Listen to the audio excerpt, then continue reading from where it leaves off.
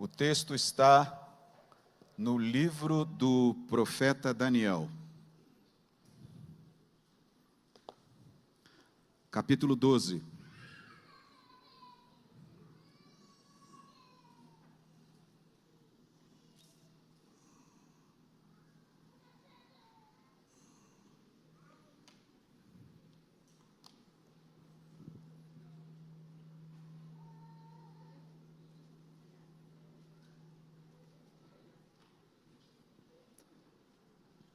Nós temos estudado nesses últimos dias o tema da adoração.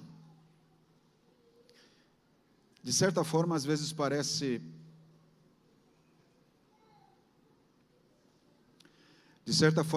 uma redundância nós falarmos de adoração dentro de uma igreja. Estamos com um pouquinho de microfonia. Não sei se é o efeito ou se é o ganho. De certa maneira, parece uma redundância falarmos sobre adoração dentro de uma igreja. Mas o fato é que temos perdido a noção, o foco, o princípio do que é uma adoração. Que a paz de Jesus esteja com você.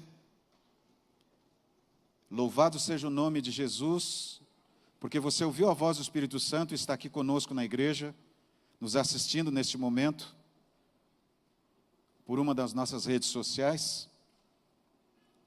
Que o Espírito Santo nos conduza agora, ao abrirmos a palavra do Senhor, e que o nome de Jesus seja exaltado.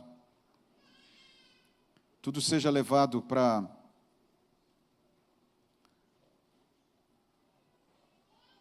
perto de Jesus.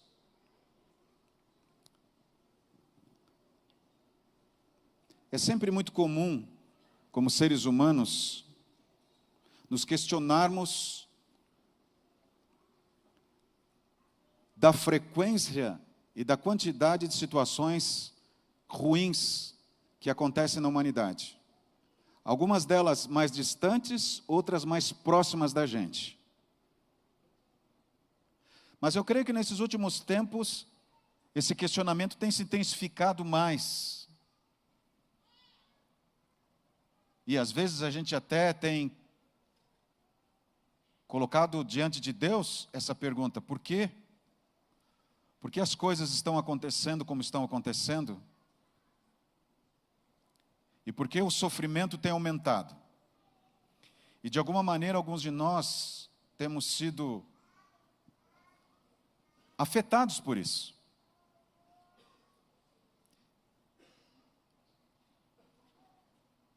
Será que de alguma maneira nós temos perdido a esperança? O capítulo 12 de Daniel nos revela algo extremamente importante e necessário para esse momento. Eu quero convidar você para que a gente veja e se concentre agora nesta mensagem do Senhor. Daniel capítulo 12 é algo que não pode ser deixado ou visto de qualquer maneira. Quando eu vi pela primeira vez esse tipo de ônibus, eu me impressionei. E eu vi que aqui em São Paulo era muito comum, principalmente na região central ali da cidade, o trólebus. Nem se falava na época de carro elétrico, nem se tinha essa tecnologia assim tão divulgada como nós temos hoje no mundo, né? Tesla e por aí vai. Mas eu já via esses ônibus que funcionam pela eletricidade, né? Ligados a esses cabos, eles circulam pela cidade. E tem até agora alguns corredores específicos, ônibus mais modernos. Mas o que eu descobri pesquisando é que isso aí não é novo. Em 2022, completou 73 anos de serviços prestados. E aqui você tem uma foto dos primeiros ônibus elétricos que circulavam pela cidade. Em outros lugares do mundo também existem, aí você tem um mais moderno, né, todo estilizado, século 21, essa linha de BRTs, ou Bus Rapid Transit, são ônibus elétricos com trólebus na Itália, e muito usados aí. Eu vi isso em Genebra, também na Suíça. Muito bom isso. Mas uma coisa que eu percebi é que era muito comum, aqui em São Paulo, eu encontrar essa cena. O ônibus parado, e geralmente o cobrador, ou às vezes até o motorista, no caso os dois estão ali, com um cabo puxando aqueles cabos que tem lá em cima, não sei como chama, aqueles conectores, né? Vamos falar uma coisa assim. Para tentar encaixar novamente nos cabos, porque o ônibus parava no meio do trajeto, principalmente em conexões, em acessos, curvas, acontecia isso. Por quê? Porque eles tinham que sair desse ônibus e ficar lá embaixo, puxando o cabo, é claro que era um cabo que não estava energizado, né? Para encaixar na rede. Por causa de uma coisa só, óbvia: conexão. E uma coisa que nós precisamos entender é que, apesar de ser óbvio, é necessário nós lembrarmos sempre, é que não existe adoração sem conexão. A adoração depende de conexão. E você pode até estar sentado num banco de uma igreja, com o objetivo de adorar, vestido para adorar, ou vestida para adorar, mas sem conexão com a fonte da adoração, que é Deus. E isso é necessário porque ele faz parte, ou ela faz parte da conexão, da adoração. Isso nos traz um envolvimento maior, nos aproxima e nos faz viver. E o que isso tem a ver conosco? Porque essa conexão na adoração nos fortalece com esperança. E por que nós temos que entender isso no livro de Daniel? Porque o livro de Daniel está relacionado exatamente com isso, principalmente o capítulo 12. Olha esse texto aqui. A autoridade dos imperadores, reis e príncipes é humana. A autoridade dos concílios, sínodos, bispos, presbíteros é humana. Mas a autoridade dos profetas é divina e compreende toda a religião. A predição de coisas futuras refere-se à situação da igreja em todas as épocas. Entre os velhos profetas, Daniel é o mais específico na questão de datas e o mais fácil de ser entendido. Eu vou fazer uma pergunta um pouco complicada, mas faz parte da nossa dinâmica aqui. Quem você acha que falou isso? Que fez essa declaração?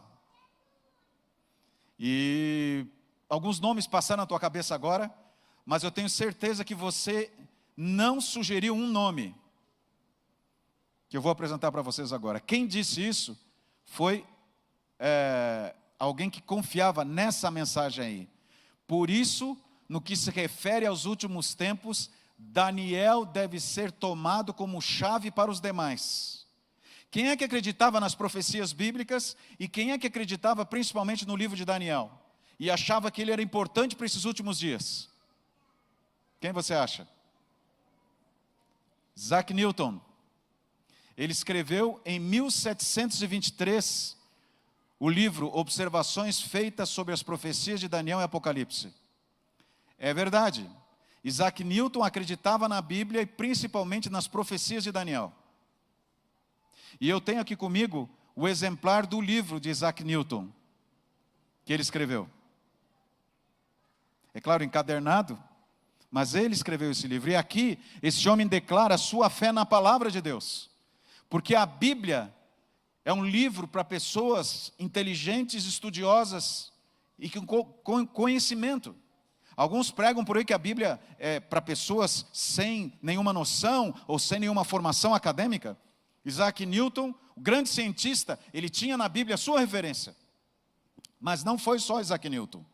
Essa outra mensagem está relacionada também. Há necessidade de mais íntimo estudo da palavra de Deus. Ok? E aí o que continua?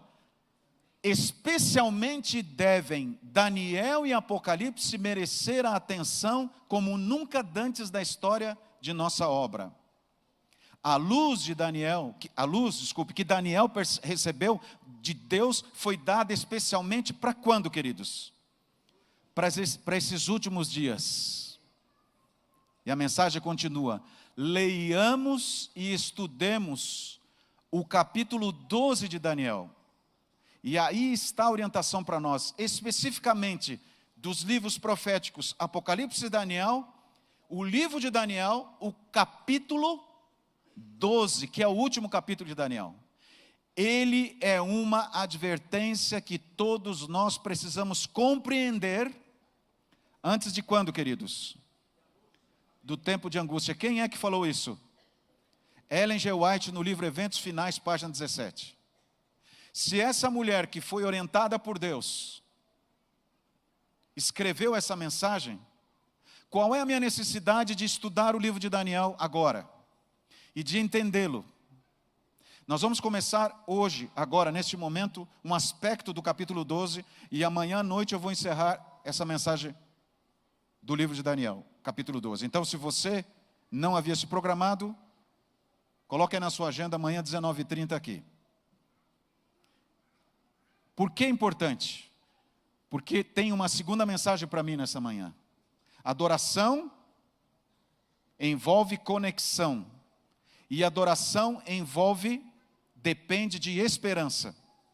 O grande problema para nós, queridos, é que muitos aqui adoram ou vivem um ambiente de adoração, mas perderam a esperança e não têm esperança. Qual é a sua atitude hoje? Você que está sentado agora, ou está me assistindo aqui, qual que é a sua atitude? É de quem espera? Nós somos uma igreja que prega a volta de Jesus, ou somos adventistas que acreditamos na volta de Jesus? Quem acredita na volta de Jesus, espera. Isso é importante. Mas, será que nós somos a igreja que espera com esperança? Alguém que tem esperança? Qual que é a diferença? A esperança é passiva, a espera é passiva e cansativa. Você pode esperar uma encomenda, você pode esperar na fila do banco, e pode estar ali esperando sem ter esperança, porque ela é passiva e cansativa. A esperança, ao contrário, é ativa e motivadora. Esperança é ter um motivo bom para esperar. Existem pessoas que estão esperando sem esperança. E o grande problema para nós que ouvimos ou cremos sobre a volta de Jesus é que estamos esperando muitas vezes sem esperança. Daniel é o profeta da esperança. O livro de Daniel fala sobre Deus e seu relacionamento com a história humana. Sua leitura revela a presciência divina em relação aos acontecimentos políticos de grande escala no mundo e o modo amoroso e justo como Deus trata seus filhos. Os primeiros 11 capítulos de Daniel revelam, através da profecia, relatos históricos, conflitos políticos e espirituais. Mas quando termina o livro, no capítulo 12, Jesus aparece libertando o seu povo. E eu aconselho você, ou desafio você, quem sabe neste sábado, que está um pouquinho mais tranquilo, devido ao feriado prolongado, você estudar o livro de Daniel, com oração, entre hoje e amanhã, e você perceber como que é a sequência do livro de Daniel, inspirado por Deus. É impressionante. O livro de Daniel começa relatando a tragédia do povo de Deus. Capítulo 1, povo levado cativo para a Babilônia. Mas ele termina descrevendo o triunfo de Jesus sobre o mal e a libertação do seu povo. Amém? Aleluia! Deus seja louvado por isso. No livro de Daniel nós vemos Deus trabalhando na história. Quer dizer, a humanidade não está largada ao acaso. O mal não está no controle de tudo. As coisas foram deixadas de qualquer jeito, não. Mesmo que aparentemente pareça que o mal prevalece, Deus se manifesta e consolida seu plano da redenção. Naquele momento libertando o seu povo. e hoje libertando você. Você olha para Daniel caminhando para o exílio, você vê Daniel como escravo, você vê Daniel depois, pelo poder de Deus, sendo exaltado na corte de Nabucodonosor, você vê 3 jovens fiéis sendo jogados numa fornalha para a morte, você vê depois um rei impressionado porque ele vê 4 e vê um com a aparência do Filho de Deus, e você vê Deus se manifestando e libertando seus filhos. Você vê uma nação toda como a Babilônia sendo destruída, um rei sendo humilhado, e você vê um rei então de humilhado, exaltado, ao aceitar Jesus como seu Senhor, um rei que era pagão então. Você vê uma nação sendo destruída e outra se levantando, e outra se levantando, e outra se levantando, conforme as descrições do livro de Daniel. Um destaque, queridos, para o capítulo 1. O relato do capítulo 1, onde Daniel e os demais conterrâneos são levados para um país estranho. Para por um momento agora. Tenta se colocar no lugar de Daniel.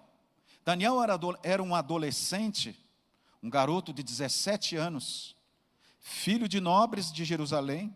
Ele é arrancado de casa, da casa paterna, e ele era de uma família que tinha conforto, que tinha uma estabilidade na sociedade de Israel. Ele é tirado de lá e levado para outro país. Uma nação idólatra e politeísta. E quando esse jovem é jogado lá, com 17 anos, na sua adolescência, diz o capítulo 1, que ele decide ser fiel a Deus. Diz ali a expressão, eu decidi ser fiel a Deus. Talvez eu fale para alguém que esteja passando por um momento difícil. Alguém que por ser fiel perdeu o emprego, ou está tendo problemas na família, ou mesmo não tem o que gostaria, ou a vida não está sendo como gostaria, mesmo sendo fiel a Deus. E a pergunta que você tem para mim agora é por quê? A pergunta que você faz para Deus é por quê, Senhor? Parece que o mal sempre prevalece, as pessoas que fazem coisas erradas, parece que sempre estão indo bem, parece que tudo dá bem para eles. Precisamos viver a certeza de que mesmo nas horas difíceis, Jesus está com você. Amém. Ele estava com Daniel, ele estava com esses jovens, e ele está com você. Na realidade, ele estava gerenciando tudo na vida deles. Eles só precisaram confiar, mesmo não vendo e mesmo sofrendo em alguns momentos. Mesmo que tudo não fosse da vontade de Deus, o Senhor respeitou a liberdade de escolha do seu povo, que infelizmente havia se entregado à idolatria, mas ainda mesmo assim não desistiu deles. Profetas como Isaías, Jeremias, pregaram e pregaram, dizendo para eles abandonarem a idolatria, abandonarem a promiscuidade, abandonarem os costumes pagãos. E Israel mais e mais trazia para dentro da sua nação, para dentro das suas cidades, para dentro das suas famílias, o paganismo, os costumes seculares. E Deus clamava através dos seus profetas para que eles se arrependessem. Não tenho prazer na morte do ímpio, dizia Deus através do profeta, mas arrependei-vos, Jeremias fala. Israel continuou até que eles foram assolados pelo maligno e levados para uma nação pagã. Muitos morreram no cerco de Jerusalém por Babilônia. O templo foi destruído. Jamais Deus quis isso. Mas Deus respeita a liberdade de escolha do ser humano. E por isso que nós estamos vendo hoje a maldade e o pecado. Mas ainda assim Deus está no controle. Agora vá comigo para Daniel capítulo 12. O texto que você deixou aberto aí no começo dessa mensagem. Vamos ler juntos aí. Versos 1 a 4, depois o verso 8, depois o verso 13. Daniel capítulo 12. Comecemos no verso 1. Nesse tempo se levantará Miguel, o grande príncipe, o defensor dos filhos do teu povo. E haverá tempo de angústia, qual nunca houve, desde que houve nação até aquele tempo.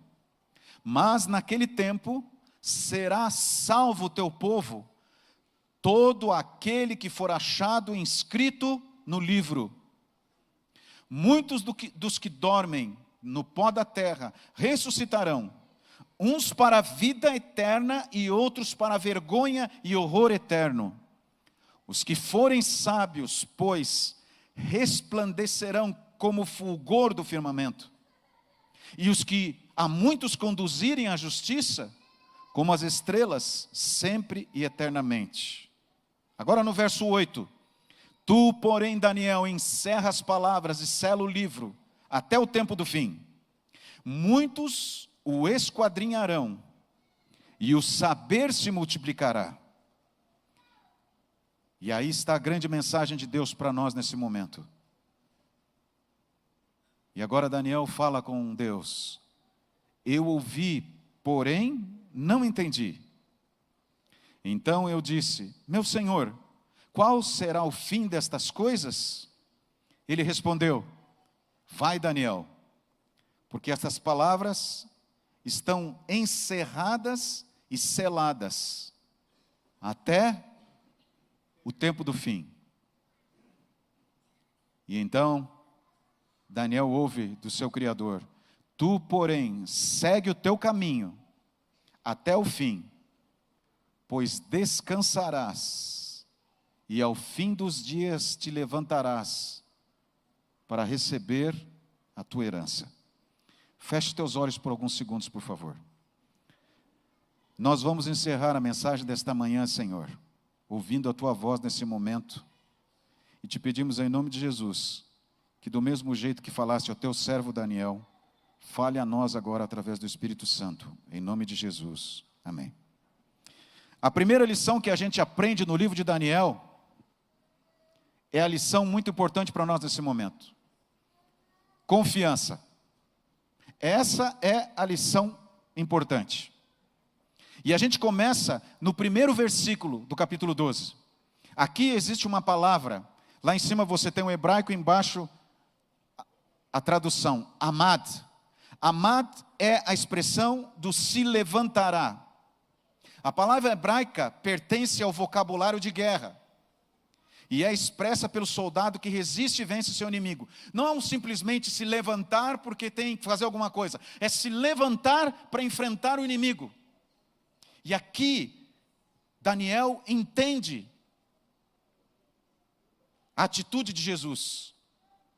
E ali no capítulo 12 ele descreve Miguel, cujo nome é sinal de vitória. Miguel significa quem é como Deus. Se levanta com o objetivo. Ele se levanta, o ramad dele é para quê? Qual que é a função de Miguel ali? Defender o povo de Deus. Amém? Aleluia! Você não está sozinho nessa guerra contra as potestades do mal. Queridos, por favor, nós precisamos entender, você e eu precisamos nesse momento focar os olhos em alguma coisa. Nós estamos numa batalha cósmica. E eu tenho dito aqui, mas nós não podemos esquecer, esse mundo está sendo governado pelo anjo rebelde, pelo anjo caído, por poderes das trevas. Por isso que nós estamos vendo tanto sofrimento, tanta maldade. Satanás, conforme Apocalipse capítulo 12 diz, ele sabe que pouco tempo lhe resta, e junto com suas hostes, e segundo a descrição, a terça parte dos anjos, são muitos anjos, se levantaram para destruir a nação. Terremotos, fomes, pestes, problemas morais, sociais, promiscuidade, famílias destroçadas. Esse é o reino de Satanás. E você olha e fala, mas e agora? Amad, Jesus se levanta, Miguel se levanta, para quê? Para que Miguel se levanta? Para defender você. Depois de uma série de relatos de conflitos, que começam no capítulo 1, vitórias e desafios, o livro de Daniel encerra com o capítulo 12, descrevendo Jesus como defensor do seu povo, autor da salvação. Não esqueça disso, você não é um caso perdido, você não está sem esperança, você que espera não precisa viver sem esperança, porque Miguel se levantou, ele se levanta para destruir o mal e o pecado, e eu quero te dizer em nome de Jesus, definitivamente o mal não prevalecerá. Amém? Aleluia! Pessoas perambularam pelas ruas e avenidas dessa cidade, desse país, deste estado, atrás de diversão, atrás de momentos de prazer, e alguns agora amargam as consequências de algumas escolhas que fizeram nessa madrugada. Esse é o preço do reino de Satanás. Esse é o preço das consequências de alguém que vive no pecado. E Satanás cobra mais cedo ou mais tarde o preço das suas ofertas maquiadas, escondidas por trás de dor e de angústia. Mas, algo muito importante, Miguel, Cristo, se levanta como um comandante militar. Miguel é mencionado 5 vezes na Bíblia, 3 em Daniel e 2 vezes no Novo Testamento. Especificamente em Judas, no verso 9, e Apocalipse, capítulo 12, verso 7. Em todos os casos, Miguel é usado em situação de luta, batalha, luta física. Luta física. Quando Jesus vai ressuscitar Moisés com seus anjos, Satanás se levanta e fala assim: não, ele matou um egípcio, ele bateu na rocha quando devia de falar, e vai acusar, e não quer que Moisés seja ressuscitado. Satanás se levanta, ele é o nosso acusador. E o que Jesus fala para ele? O Senhor te repreenda, Satanás. Satanás foi repreendido pela misericórdia de Deus, porque Moisés se arrependeu e aceitou a intercessão de Jesus, a salvação de Jesus. E Satanás não tinha o direito de mantê-lo na sepultura, mas era isso que Satanás queria. Quem é que se levanta para combater com Satanás? Miguel. Quem é que se levanta para expulsar Satanás do céu com suas hostes? Miguel. Quando Daniel ora e Satanás não permite que o anjo Gabriel chegue até Jesus, quem é que defende Daniel e luta com Satanás e o vence, para que Daniel recebesse a mensagem de Deus? Miguel. Toda vez que Jesus usa o nome e o título de Miguel, é porque ele está numa luta. Quando você olha para os evangelhos, e talvez você esteja fazendo isso agora, você vê Jesus entrando numa casa, segurando criancinhas no colo, sorrindo, levantando um coxo do chão, colocando a sua mão nos olhos de um cego e dando vista, ressuscitando um morto. E você pensa que Jesus jamais seria capaz de se tornar um guerreiro por nossa causa. Mas olha Jesus entrando no templo, um lugar que havia se tornado inóspito para um pecador, por pessoas más, que até comercializavam a salvação. Jesus entra no templo com um chicote, derrubando as mesas, expulsando os cambistas e acabando com o comércio do templo. Quando Jesus levanta o seu braço com um chicote, não é um braço de um homem sem força, era um carpinteiro que trabalhava e tinha seus músculos e tinha resistência para lidar com desafios físicos. Mas Jesus estava ali libertando o seu povo da humilhação, da culpa. Pessoas que não podiam entrar no templo porque não eram consideradas dignas. Jesus falou: eu amo os pecadores e vim por eles. Não é somente um triunfo político ou religioso, mas a vida vencendo a morte. A vitória é cósmica. Por quê? O levantar-se de Amad, de Miguel, no início do capítulo 12, ecoa o levantar-se Amad dos ressuscitados no final do capítulo 12, no verso 13. Amém? O mesmo Miguel que se levanta para defender o seu povo nesses momentos difíceis, os últimos momentos da história deste mundo, é o mesmo Miguel que se levanta para dizer: o teu pai te chama, levanta para a ressurreição eterna. E Satanás não vai poder impedir isso com aqueles que se entregaram para Jesus, com aqueles que viveram e aceitaram o evangelho da salvação. Satanás não pode impedir você de receber a vida eterna se você aceitou Jesus Cristo como teu Salvador. E aí vem a segunda lição: dependência. Olha só o texto. Ele respondeu: vai, Daniel, porque estas palavras estão encerradas e seladas até quando? Tempo do fim. Daniel era um profeta, um amigo de Deus, falou com Jesus, falou com anjos. E agora ele pergunta, por que isso vai acontecer? O que significa isso? Como que isso será? Ele era um homem bom, um homem digno, um religioso, um homem fiel, que Deus se comunicava. E qual foi a resposta de Jesus para ele? Jesus respondeu a pergunta de Daniel? Não. Ele falou assim, Daniel, estas palavras estão encerradas e seladas até o tempo do fim. Algumas vezes Deus não responde o que você pergunta. Algumas vezes Ele responde e você não entende a resposta dEle. Algumas vezes você não aceita a resposta dEle. Porque Deus responde não o que você quer, Ele responde o que você precisa. E Daniel ouviu de Deus, filho, você não está preparado para ouvir o que está revelado aqui. Isso está fechado, selado, para o povo que viverá no tempo do fim, para você e para mim.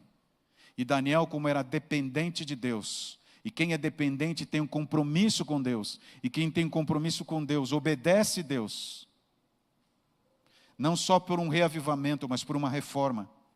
Porque reavivamento é o momento que o Espírito Santo convence você. Reforma é quando você age e vive e abandona pecados e se aproxima de Deus para que a sua vida seja transformada. Daniel era um homem dependente de Deus e ele simplesmente confiou e continuou dependente. Mas existe a lição da esperança. E como isso acontece? Diz o texto, mas naquele tempo será salvo o teu povo, todo aquele que for achado escrito aonde? No livro. Daniel, mesmo aqueles que morrerem, Miguel se levantará e agirá, Amad, e ressuscitará. Moisés foi ressuscitado, estava já no reino de Deus. Daniel estudou sobre os profetas, sobre os patriarcas, sobre Moisés. Quem sabe isso aconteceria com ele também. O que Jesus falou para ele? Tu, porém, segue o teu caminho até o fim, pois descansarás ao fim dos dias. Descansarás e ao fim dos dias te levantarás para receber tua herança. Daniel não viu a volta de Jesus. Daniel não viu o reino de Deus estabelecido, apesar de pregar sobre isso, apesar de viver isso, apesar de ver milagres. Mas ele acreditou. Por quê? Porque ele esperava com esperança. Ele acreditava na promessa de Deus. E ele sabia que mesmo que ele morresse, ele seria ressuscitado. Porque Jesus prometeu que ele receberia a herança. E ele está descansando, está no pó, e vai ouvir a voz do arcanjo, e ressuscitará transformado. Por que Daniel descansou em paz? Porque ele tinha esperança. Agora vá comigo para os últimos 3 textos desta manhã. Mateus capítulo 24. Primeiro verso 15.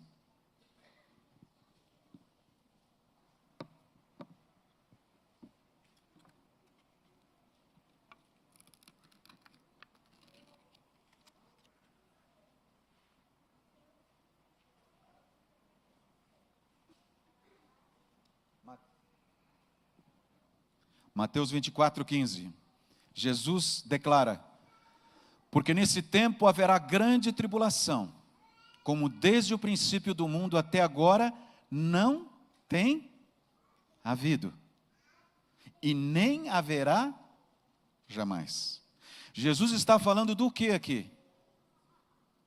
Jesus está falando da angústia que ele declara em Daniel capítulo 12. A angústia que nunca houve e nunca haverá, em 2 níveis.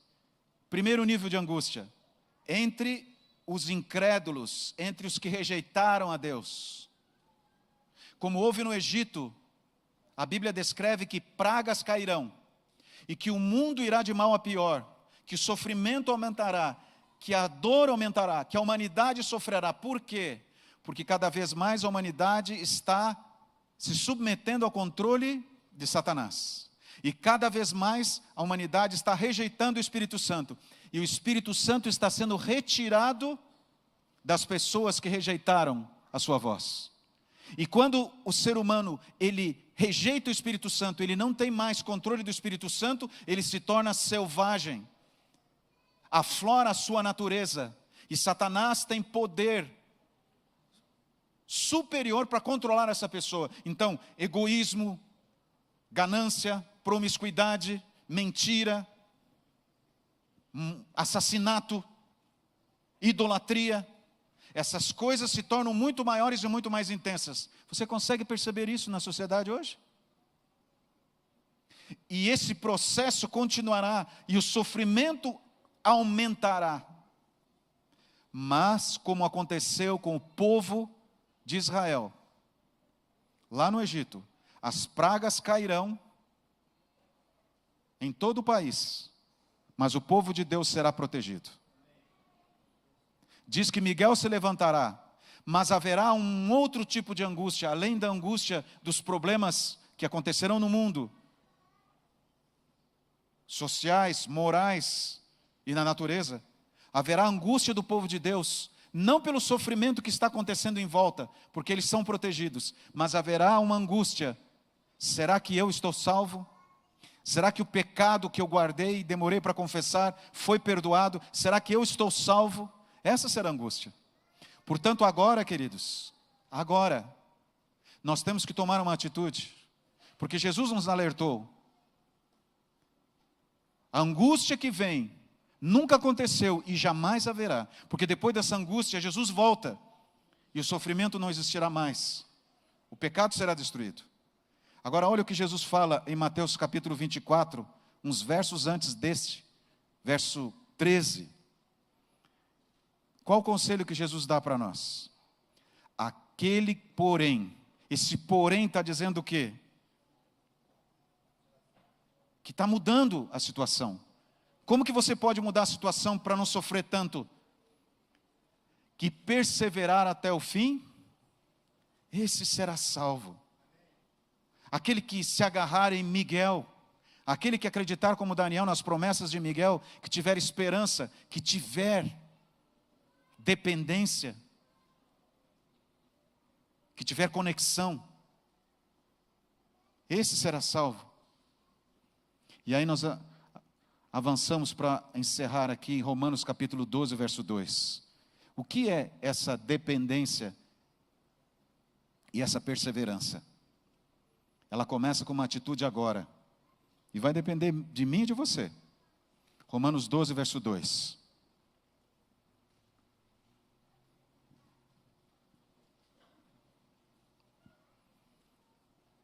Algo que será uma grande luta para mim neste momento, para você, mas é possível.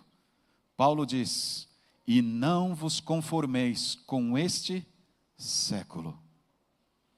Não se acomode, não entre no ritmo das filosofias humanas, de argumentos de homens.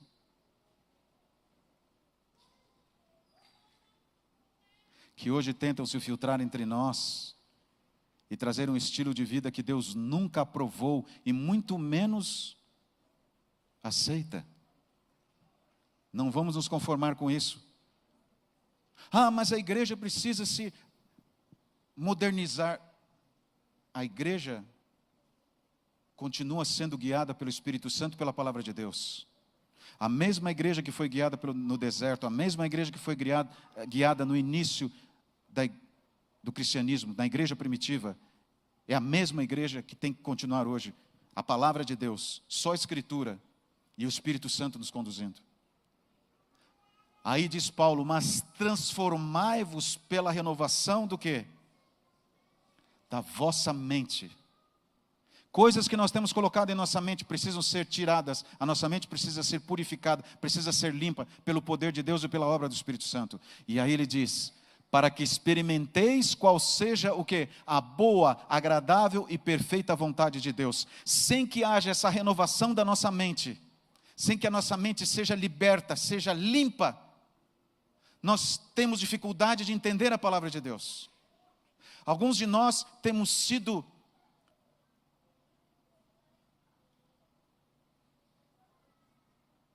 escravizados por situações, por ambientes, por rotinas, por hábitos que estão embotando a nossa mente.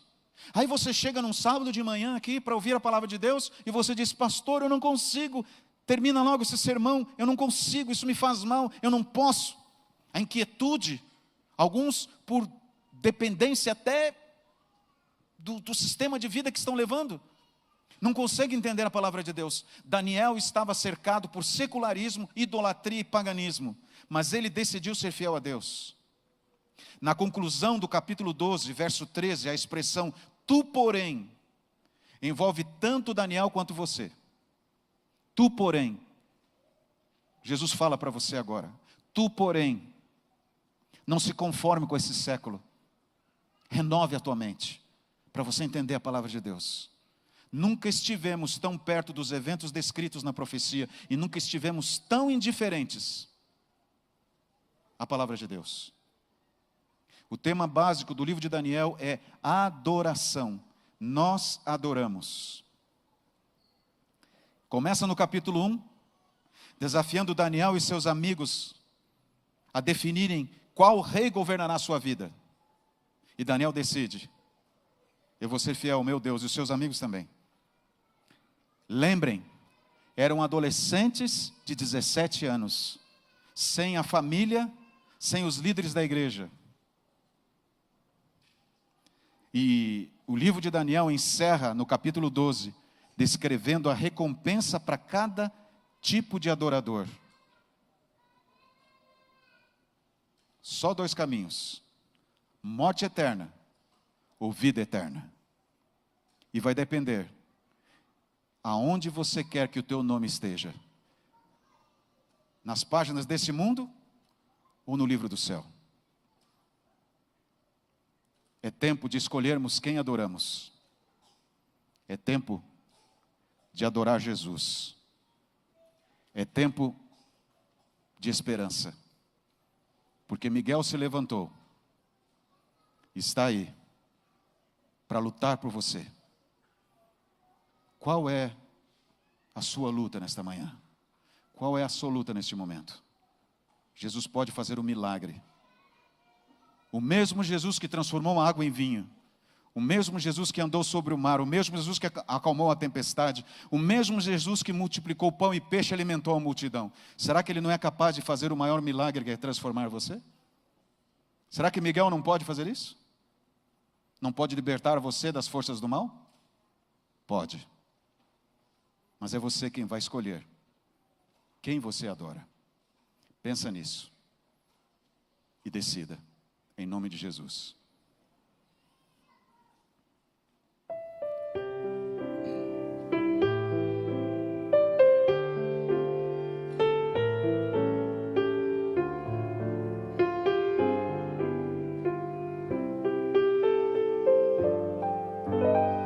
Bem no meio da festa o vinho acabou e vieram a ti em busca de solução. Tu mandaste os servos, os vasos encher, e a água no mais puro vinho se tornou. 5 pães e 2 peixes foi o que se achou para alimentar toda a multidão. Em tuas mãos o alimento se multiplicou e o povo então se fartou. Meu Jesus e Senhor, só teu grande poder pode realizar por nós milagres assim. Vem e faz te peço um milagre por mim. Jesus Cristo, transforma meu ser.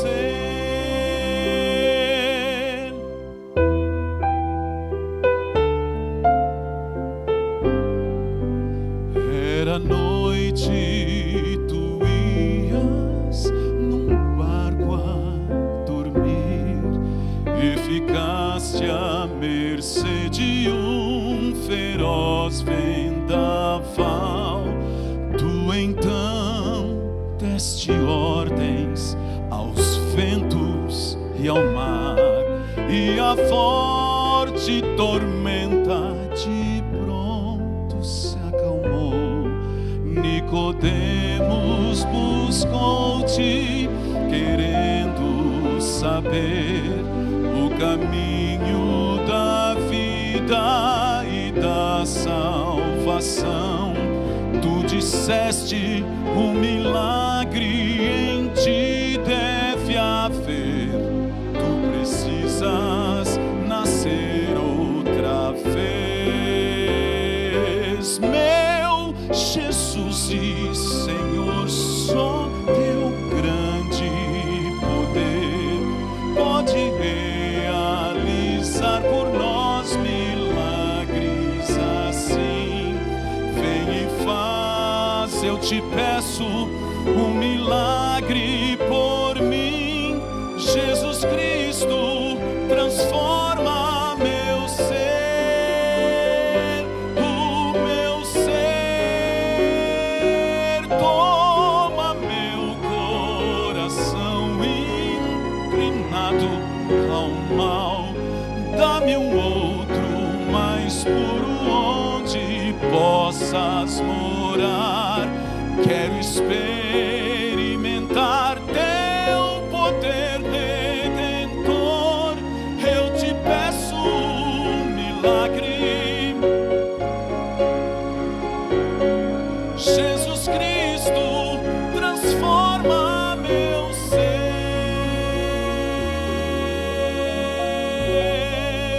Transforma meu ser.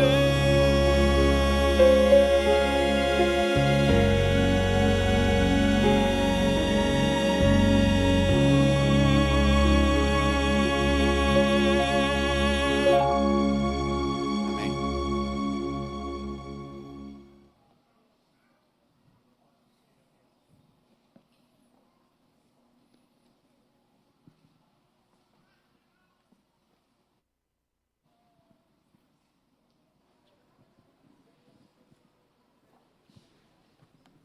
Para finalizar o culto divino, convido todos a ficar de pé e cantarmos o hino 174. Que consolo e paz.